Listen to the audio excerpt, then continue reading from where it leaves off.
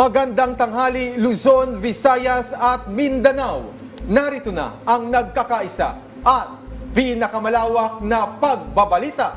Sa pangunguna ng Presidential Communications Office na kinabibilangan ng Philippine Information Agency, Philippine News Agency, Presidential Broadcast Service, IBC at PTV, mula sa IBC 13, ako po si Princess Jordan. Ihahatid namin ang mga komprehensibo at mahalagang balita mula sa iba't ibang bahagi ng bansa.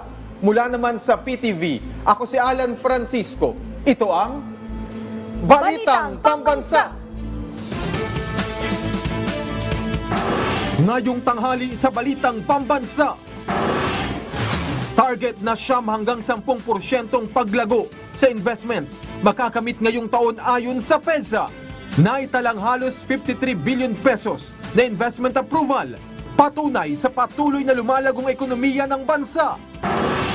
Ceremonial payout ng cash gift para sa mga centenarian magsisimula na bukas. May pamamahagi sa 275,000 senior citizens ngayong taon. Good news para sa mga naghahanap ng trabaho abroad, OFW. Bagong Pilipinas Serbisyo Caravan umarangkada na sa San Fernando City, Pampanga. Iba't ibang serbisyo hatid din ng programa. Pag-inspeksyon sa mga cold storage facility ng Sibuyas, ipinag-utos ng Agriculture Department para maiwasan ang hoarding at price manipulation. At Malacanang, isa-isang sinagot ang mga aligasyon ni dating Pangulong Rodrigo Duterte laban kay Pangulong Marcos Jr. Una sa ating mga balita, pangunahan ni Pangulong Ferdinand R. Marcos Jr. ang ceremonial payout ng cash gift para sa mga centenarian bukas, February 26. Inaasahang nasa 275,000 na mga senior citizens sa buong bansa ang makikinabang nito ngayong taon. Si Angela Peñalosa ng Radyo Pilipinas sa Balitang Pambansa. Alan, sisimulan na bukas ang pamamahagi ng nationwide cash gift para sa mga senior citizen sa ilalim ng Expanded Centenarian Law. Sa panayam ng Radyo Pilipinas, sinabi ni National Commission of Senior Citizens Officer in Charge Mary Jean Loreche na 10,000 piso ang cash gift na matatanggap ng mga senior na edad 80, 85, 90, 95 at 100. Paglilinaw ni Loreche, ang pondo na nailagak sa komisyon ay para sa 275,000 ng mga benepisyaryo ngayong taon. Magsisimulaan niya ang first payout bukas hanggang March 15, 2025. Habang ang mga benepisyaryo noong March 17, 2024 hanggang December 31, 2024 naman ay mapupunta sa waitlisted. Inimok ng NCSC ang senior citizens na magtungo sa mga opisina o tanggapan ng Office of the Senior Citizens Affairs para magabayan sila sa mga proseso at requirements. Gaganapin ang ceremonial inauguration ng batas bukas sa Malacanang na pangungunahan ni Pangulo Ferdinand R. Marcos Jr. Magkakaroon din dito ng mga serbisyo caravan para maramdaman ng ating mga lolo't lola ang mga serbisyo at programa ng pamahalaan. Yung ating pong pondo na naibigay at nailagak sa Commission for Senior Citizens or NCSC ay para po sa ating mga beneficiaries mula January 1, 2025 hanggang December 31, 2025. So ano po ang mangyayari doon sa March 17 of 2024 Yun nga hanggang po.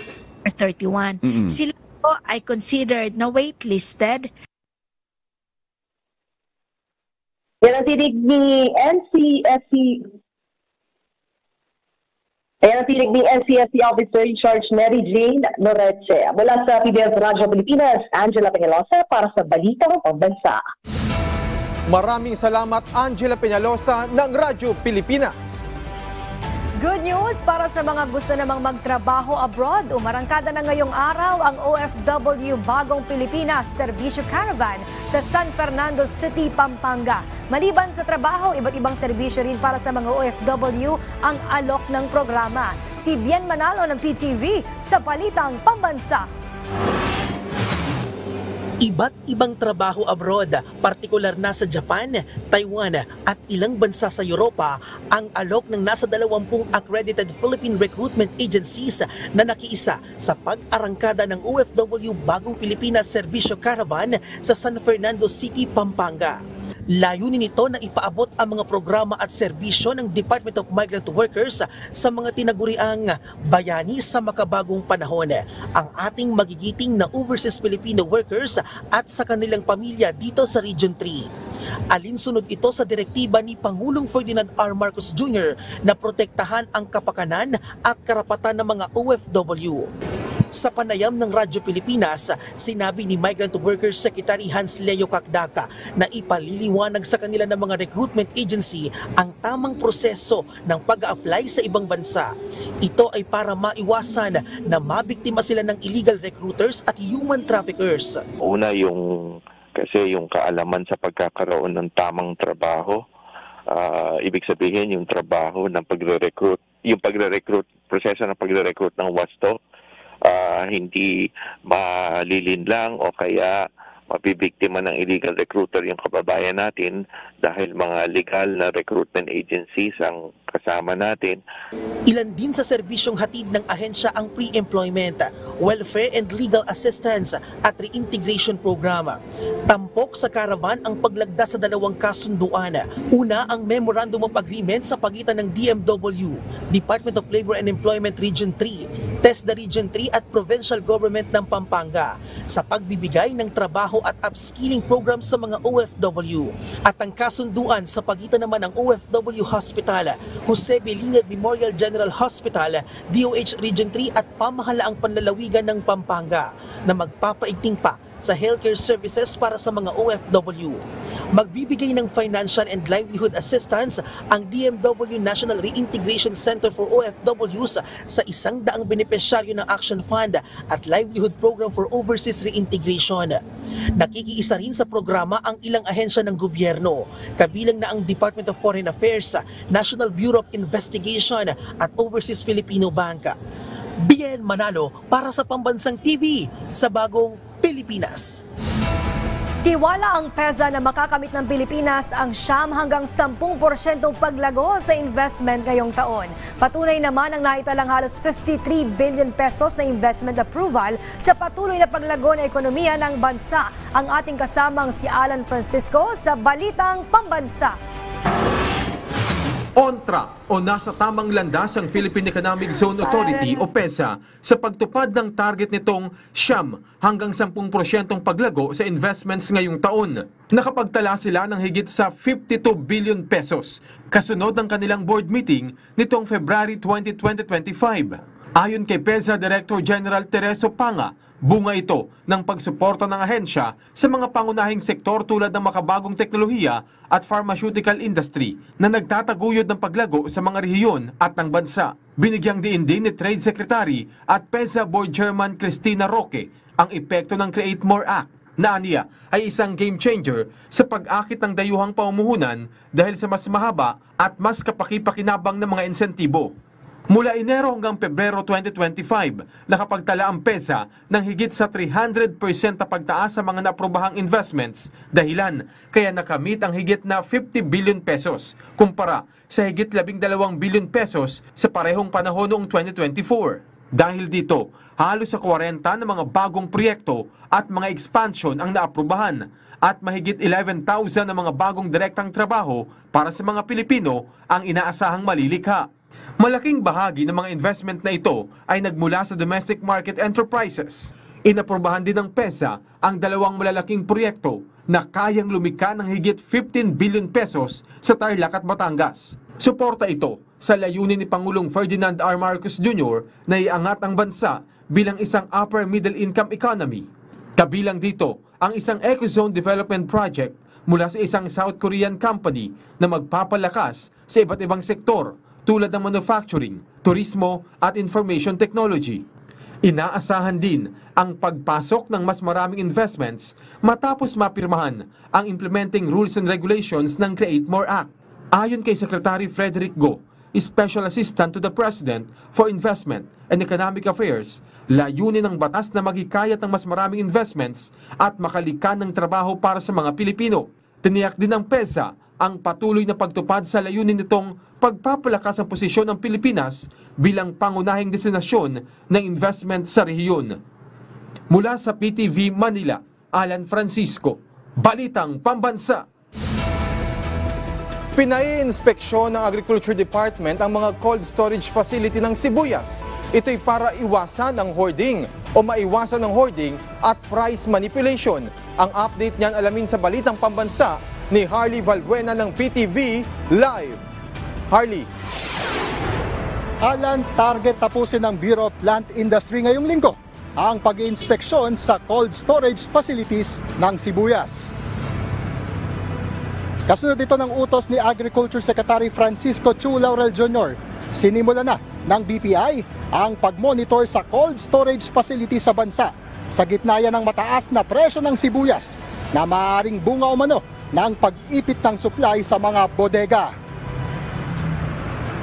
Namin ang ating mga regional through our regional offices and our quarantine and food safety divisions yung mga nakaregister sa ating mga cold storage warehouses. Nationwide yan from region 1 to hanggang sa Mindanao, nagpaikot na tayo ng ating mga tao. Sa Tandang Sora Public Market, naglalaro sa 200 hanggang 240 pesos ang presyo ng pulang sibuyas at 160 pesos sa puting sibuyas. Dati nung December, 90 ang kuha ko.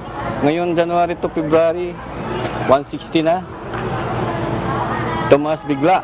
Matagal na po bang mahal yung sibuyas? Bago lang po. Bago lang. Sinabi naman ng BPI, nasa paunang ulat ay natuklasang kakaunti o sadyang wala pang lamang supply ng sibuyas ang cold storage facilities. Halos wala pang laman yung mga cold storages kasi medyo na-delay kasi yung harvest. Kasi usually mga Pebrero nag-harvest na.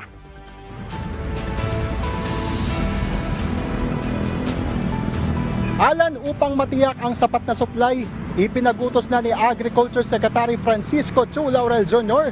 ang pag-i-import ng 3,000 metric tons ng puting o pulang sibuyas at 1,000 metric tons ng puting sibuyas.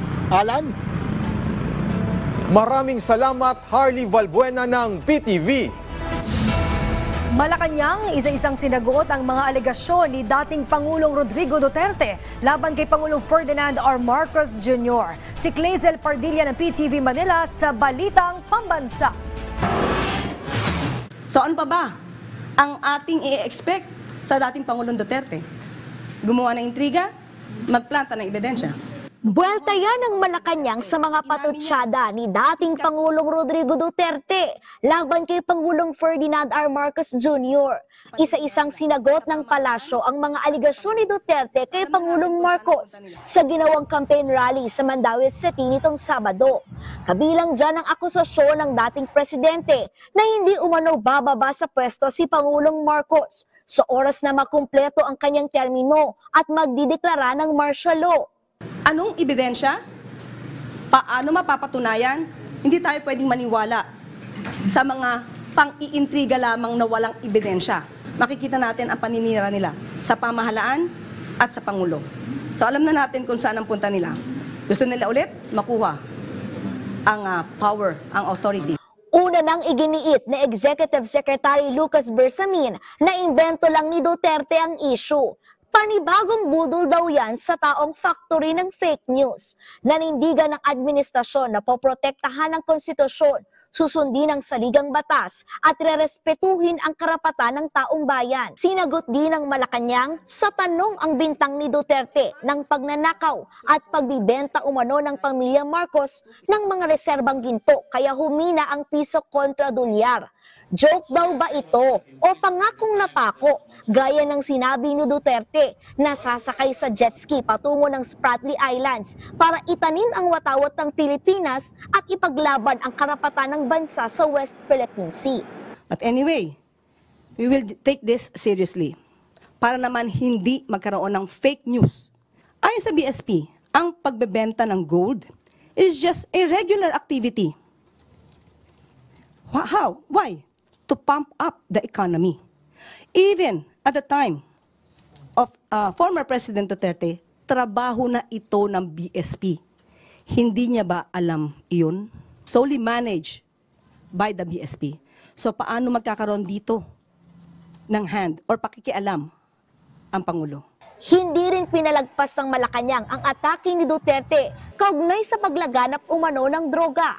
Kung Davao City pinag-uusapan natin, sino ba ang mayor ng Davao City?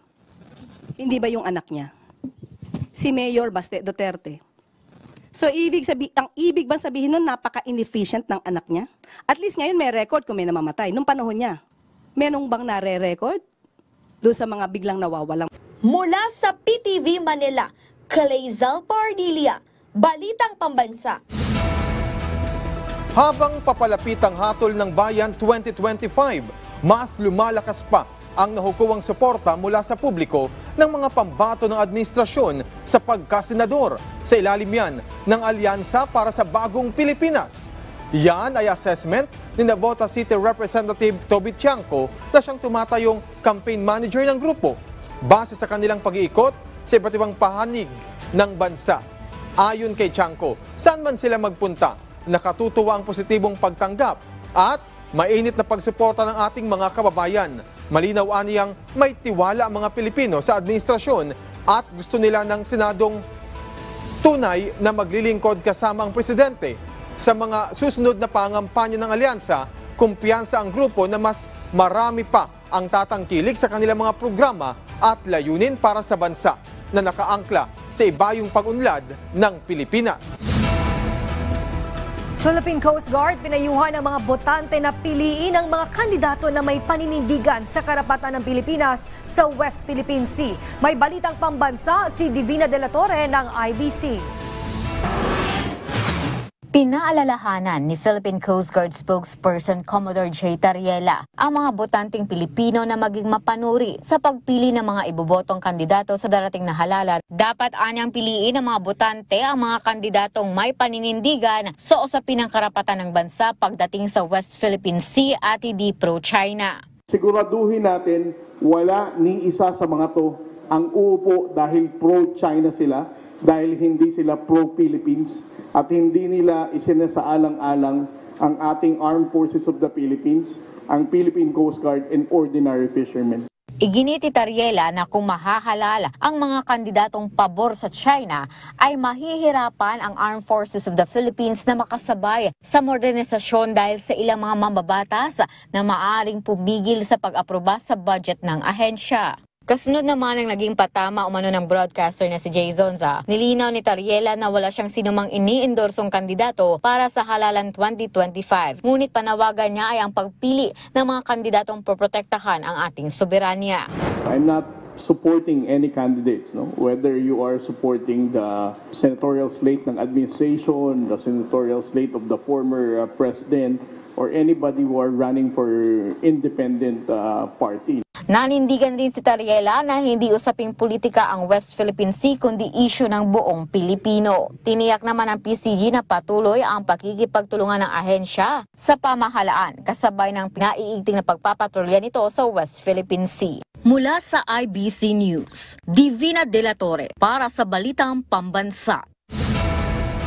Ikinatuwa ng Malacanang ang pag-exempt ng US sa Pilipinas para sa ipinatupad nilang foreign assistance freeze, partikular na sa usaping seguridad. Samantala, issue sa impeachment ni Vice President Sara Duterte, sinagot na rin ng palasyo. Sa detalye, narito ang Balitang Pambansa ni Kenneth Pasyente ng PTV Manila, live. Kenneth.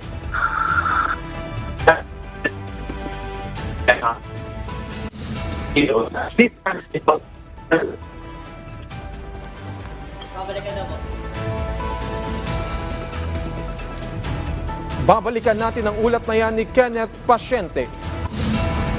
Mas pinaigting na pagtutulungan ng Pilipinas at Japan sa seguridad at depensa. Tinututukan, kasunod yan ang naging pulong ni Pangulong Ferdinand R. Marcos Jr. at Japanese Defense Minister Nakatani Gen. si Clazel Pardilla ng PTV sa Balitang Pambansa. Napaigting pa ng Pilipinas at Japan ang kooperasyon ng dalawang bansa sa larangan ng seguridad at depensa. Kasunod ito ng pagbisita ni Japanese Defense Minister Nakatani Gen kay Pangulong Ferdinand R. Marcos Jr. Kapwa tinalakay ng dalawang leader ang pagpapalakas ng ugnayan ng Pilipinas at Japan at pinag-usapan ang pagharap sa mga nangyayaring pagbabago sa rehiyon. Japan and the Philippines have worked closely for so many decades now. I'm sure that we will find much common ground to build further. Ikinatuwa naman ni Minister Gen at positibong patuloy na uunlad ang maritime cooperation ng Pilipinas at Japan. Ibinahagi rin ito ang pagbisita sa Basa Air Base sa Pampanga at Wallace Air Station sa La Union. There I was able to observe with my eyes the air surveillance radar system which was transferred by the Japanese government. Isa ang Japan sa mga strategic partner ng Pilipinas. May 264 na bilateral agreement ang dalawang bansa na nakatuon sa pagbibigay ng mga kagamitang pandepensa, teknolohiya, mga infrastruktura at pagpapaunlad sa Mindanao. Nagbibigay din ng Japan ng edukasyon at pagsasanay sa sandatahang lakas. Simula 2023, isa ang Pilipinas sa mga pinakaunang bansa na nakatanggap ng tulong para sa pagpapaunlad ng AFP na layong palalimin ang security cooperation. Suportado ng Japan ang pagtindig ng Pilipinas sa pagsunod sa international law tulad ng United Nations Convention on the Law of the Sea.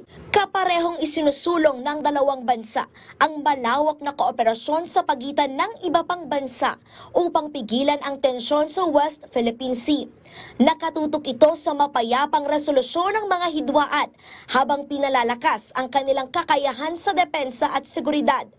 Magkasamang nag-chair ang Pilipinas at Japan sa ASEAN Defense Ministers Meeting Plus Maritime Security para sa taong 2024 hanggang 2027 na nakatuon sa papel ng naval forces sa pagpapalakas ng blue economy at pagtugon sa epekto ng climate change. Ipagdiriwang ng dalawang bansa ang 69 na taong diplomatikong relations ngayong 2025. Mula sa PTV Manila, Clazel Pardilla, Balitang Pambansa. Balikan natin ang ulat ni Kenneth Pasyente kaugnay sa pag-exempt ng US sa Pilipinas para sa pinatupad na foreign assistance freeze, partikular na sa usaping seguridad. Kenneth. Yes, Alan, welcome development nga para sa Malacanang ang pag-exempt ng Estados Unidos sa assistance nito para sa security forces ng Pilipinas. Sa Malacanang press briefing, sinabi ni PCO Undersecretary at Palace Press Officer Claire Castro na malaking bagay ang hakbang na ito ng US. Ito, Alan, ay yung $336 million na assistance ng Estados Unidos sa Pilipinas para sa modernisasyon ng security forces ng bansa. Giit niya, bagaman hindi binabaliwala ng pamahalaan ang AFP Modernization Program, mas magiging madalian niyang gawin ito sa pamamagitan ng tulong ng US.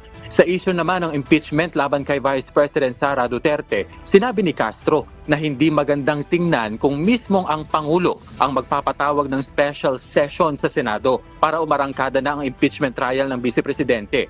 Lalo na't anya may isyong lumalabas na ang Pangulo ang nasa likod nito. Kaya mainam anya na ang Senado ang mag-request kay Pangulong Marcos Jr. na magkaroon ng special session. At sa usapin naman, Alan, ng paggunita ng EDSA People Power ngayong araw, binigyang diin ng palasyo na wala sa kagustuhan ng Pangulo na purahin ang kasaysayan. Dahil kahit naman daw special working day ang araw na ito, wala sa direktiba ng punong ehekutibo ang pigilin ang sinuman na gunitain ang EDSA Revolution at hindi rin pinipigilan ang sinuman na makibahagi sa mga aktibidad tungkol dito. At yan na muna ang latest. Balik sa iyo, Alan. Maraming salamat, Kenneth Pasyente ng PTV. Iniimbestigahan ng Philippine National Police ang ilang insidente ng krimen na may kinalaman sa underground gambling at cyber fraud na dating nauugnay sa POGO operations. Sa datos ng pambansang pulisya mula Enero 2024 hanggang Pebrero ngayong taon, sa 40 kaso ng kidnapping, 10 rito ang biktimang Chinese nationals na dinukot ng kapwa nila Chinese. Sinusuri rin ng PNP ang pattern ng mga insidente kung saan tinatarget ng sindikatong Chinese ang kapwa nila Chinese dahil yan sa illegal na business operations na naapektuhan ng iba't ibang operasyon ng mga otoridad.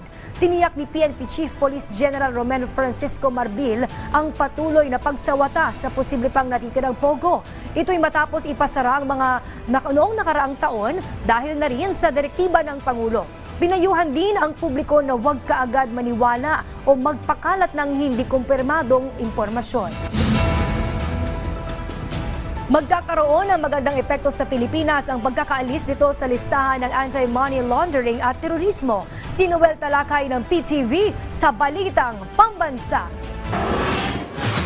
Inanunsyo ng Department of Finance o DOF na naalis na ang bansa sa gray list o listahan ng anti-money laundering at counter-terrorism financing ng Financial Action Task Force o FATF. Batay sa pahayag ng kagawaran nitong February 21 ngayong taon, inilabas ang nasabing anunsyo ng Global Anti-Money Laundering Watchdog kung saan simula pa noong 2021 nasa gray list ang bansa. Ayon kay Finance Secretary Ralph Recto, isaan niya ito sa mga tagumpay ng Marcos Jr. Administration.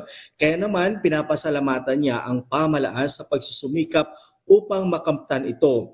Magpapatibay din naman anya ito sa kumpiyansa ng sistema ng pananalapi ng bansa. May maganda ding dulot anya ito sa remittances ng overseas Filipino workers sa mga negosyo at sa mga Pilipino. Dagdag pa ni Recto, makakahikayat din anya ito sa mga foreign investment at mapapalawak pa ang trade partnership ng bansa sa iba't ibang bansa na makakatulong para lumago pa ang ekonomiya ng bansa. Dahil dito sinabi ni Recto, ang susunod na target ng pamahalaan ay ma-upgrade ang credit rating ng bansa. Sinabi naman ni Executive Secretary Lucas Bersamin na ang laban kontra money laundering ay isa sa pinakamahirap na laban na naipanalo ng Marcos administration sa pamamagitan ng pagsunod sa sistema ng global standard sa pagsugpo ng money laundering.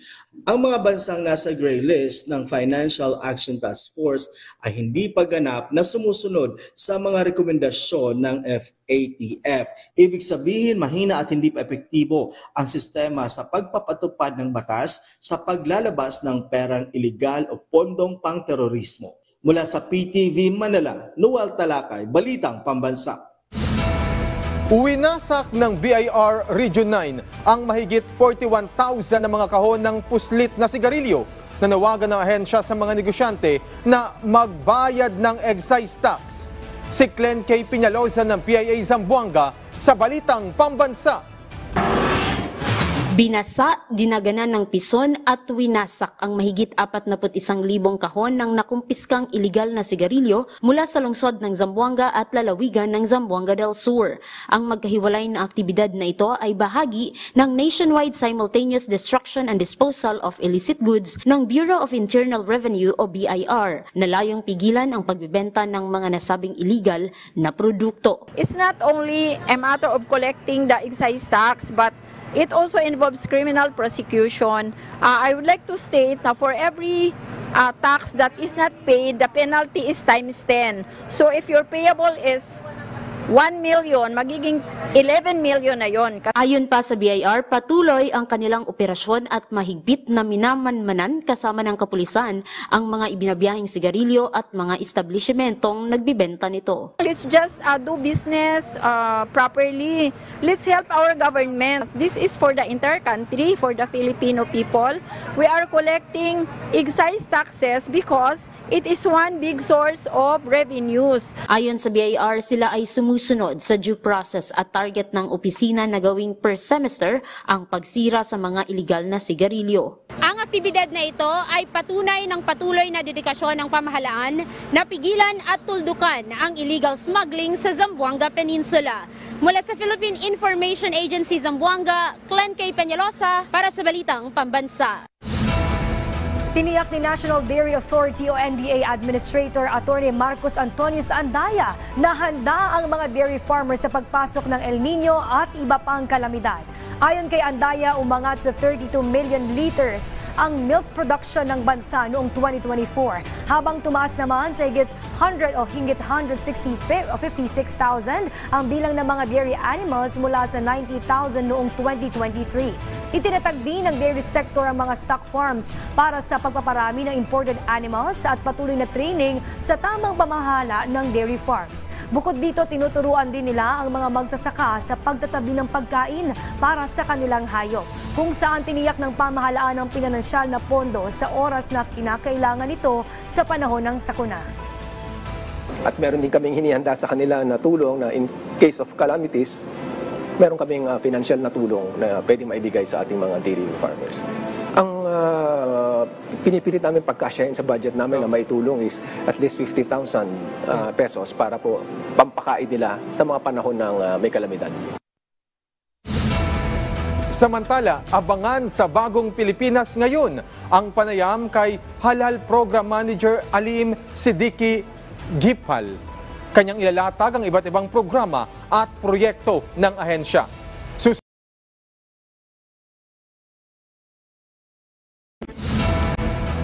At dyan po nagtatapos ang 30 minutong ulat sa bawat sulok ng bansa. Samahan nyo kaming muli mamayang alas 6 ng gabi para sa updated at pinalakas pang balitaan. Mula sa PTV, ako si Alan Francisco. Ito ang pinalawak na puwersa sa pangunguna ng Presidential Communications Office, kabilang ang Philippine Information Agency, Philippine News Agency, Presidential Broadcast Service, IBC at PTV. Mula sa IBC 13, ako naman po si Princess Jordan, hatid sa inyo ang komprehensibong paghimay sa mahalagang usapin dito lang sa Balitang Pambansa.